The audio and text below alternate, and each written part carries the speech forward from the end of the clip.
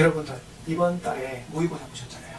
그 중에서 고3 모의고사 4월 문제 중에서 최고로 어려웠던 오답률 베스트 5 공개하겠습니다. 자, 먼저 20번.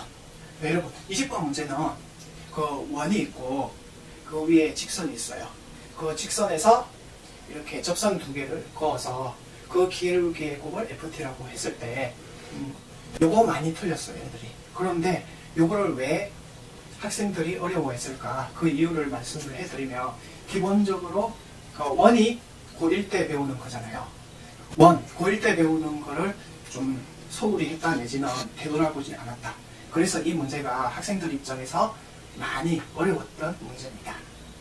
베스트 5 중에서 5위 20번 문제를 꼽습니다. 그런데 이 문제를 보시면 기억, 니은, 디귿 보기가 있는데요. 기억은 FT만 찾았으면 많이 풀었을 것 같고요. 그리고 어려운 게 요 니은이었는데요.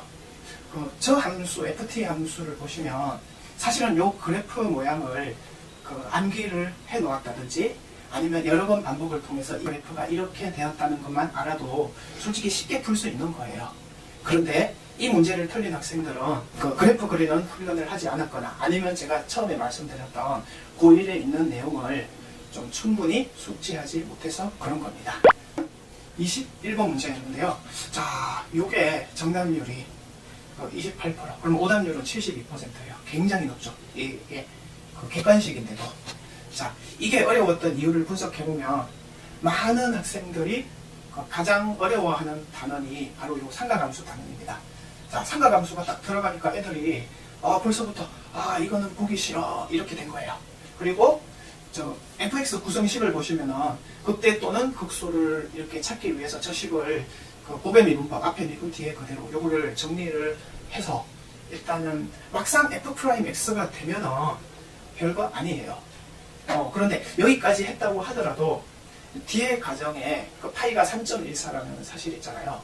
3.14니까 그거를 저 문제 조건에 나온 3n-3, 3n 저 조건 때문에 2파이를 하면 6.14, 3파이를 하면은 9.42가 되죠. 자, 요렇게 실제로 그냥 이렇게 세밀하게 따지면 사실 아무것도 아닌데 이게 은근히 애들한테 귀찮은 작업이에요. 그죠? 그리고 그 학생들이 3n-3, 3n 이런 숫자가 아니라 문자다 보니까 벌써 겁을 먹어요. 그리고 시그마 부분 있죠. 저기도 애들이 그냥 풀면 되는데 마지막까지 계산을 안 해서 답을 못 낸 학생도 많았습니다. 이게 오답률이 높은 이유입니다.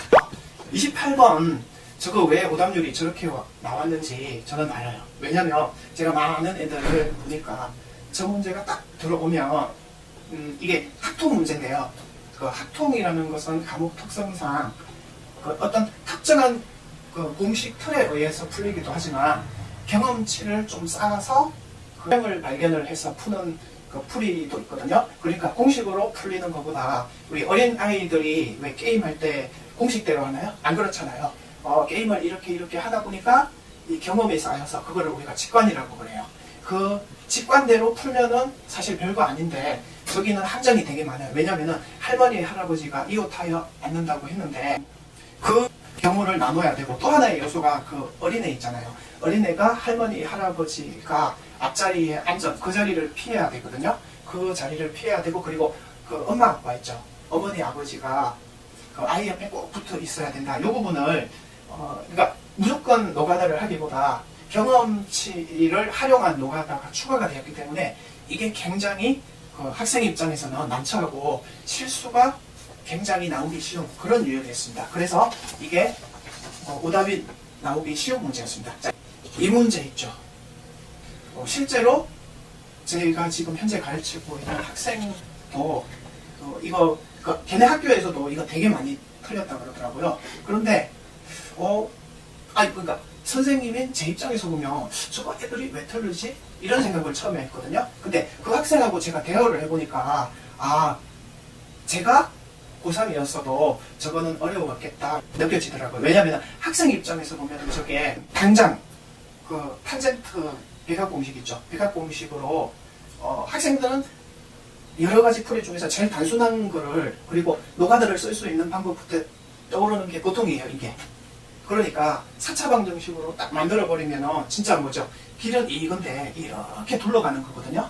근데 저거를 조금만 요령 있는 애들은 4차 방정식을 꼭 풀 수 있는 경우가 직접적인 건데 그 다이렉트로 말고 이렇게 간접적으로 200억 공식을 한번 통해서 200억 공식을 통해서 나온 값에다가 그리고 저기 식에서 구하라는 A 값 있죠.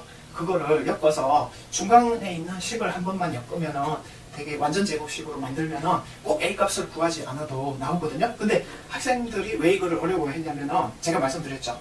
단순하고 누구하다부터 생각한다고요. 그러니까 평소에 여러분들은 이거를 생각하실 때 수학생들이 이제 다양한 풀이를 알라고 하는 게 이 말이에요. 왜냐면은 꼭 이쪽 길로 가는 게 아니라 다른 길을 이렇게 만들어 놓아야 이게 유연한 사고로 이렇게도 생각할 수 있구나. 이거를 만드셔야 돼요. 보통 우리가 이거는 수능 킬러 문제라 그러죠. 자, 수능 킬러 문제는 혹시 모르시는 분을 위해서 설명을 드리면 아주 어려운 문제 있죠.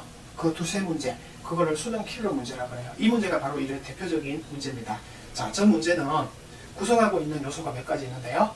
자, 이런 문제를 대처하는 약간의 그 요령을 알려드릴게요. 자, 첫 번째, 저 문제를 보시면 3차 함수로 구성이 되어 있습니다. 두 번째, 저기 gx라는 식을 보시면 fx라는 식으로 그 초월 함수를 합성을 시켜놨잖아요. 자, 그리고 세 번째, 그 값을 가진다. 저 표현 보시죠. 그리고 절대값이 꼭 미분 가능하지 않는다. 그리고 조건에 대해서는 A, B는 정수다. 와, 조건이 어떻습니까? 너무 많죠? 그죠? 일단 조건이 많아서 일단 킬러 문제고요. 그리고 저런 상황이 그 학생들 공부하면서 평범하게 일어나는 상황은 아니에요. 그리고 세 번째는 킬러 문제의 특징인데 푸는 단계가 복잡하다. 그래프가 그 개념서 같은 데 보면 많이 나오는 함수는 아니잖아요. 물론 저 문제도 킬러 문제들을 쭉 모아보면 일정한 패턴들이 있어요. 그래서 제가 이렇게 말씀드린 여러 가지 요소들 있죠. 그거를 하나하나 다 찾아보셔야 돼요. 자, 3차 함수, 그리고 초월함수, 지수함수 합성, 그리고 극대, 극소, 그리고 절대값의 미분 가능, 이런 카테고리에 속한 문제들이 있거든요. 그런 것들하고 엮어서 이 문제 있죠. 정답률이 낮고 오답률이 가장 높은 이 베스트 1위 문제, 자, 이 문제를 대처할 수 있는 겁니다. 지금까지 수학탐정 제2의 4월 모의고사 수학 분석이었습니다.